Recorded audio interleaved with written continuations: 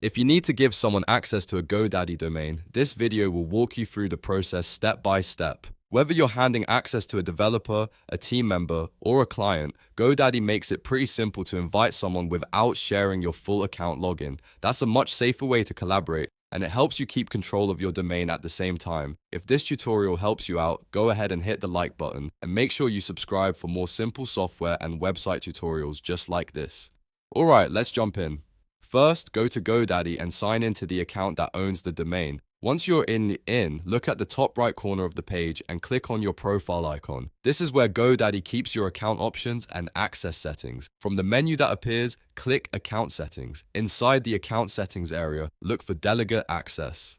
This is the section you need if you want to invite another person to help manage your domain without giving them your password. Once you open Delegate Access, click Invite to Access. Now, GoDaddy will ask for the person's details. Enter their name and email address carefully because this is where the invitation will be sent. After that, choose the correct level of access. For domain sharing, select domains only. That way, the person can manage your domain-related settings without having access to everything else in your GoDaddy account.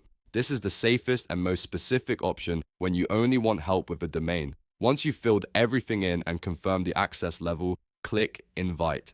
GoDaddy will send the invitation email to that person right away. Now the other person needs to complete the process on their side. They'll open the email invite, click accept, and then sign into their account if prompted. After they accept, the access is active and they'll be able to work with your domain based on the permissions you selected. That's all there is to it. You've now given access to your GoDaddy domain without exposing your full account details. If you found this guide useful, please give it a thumbs up, subscribe to the channel, and turn on notifications so you don't miss the next tutorial. Thanks for watching, and I'll see you in the next one.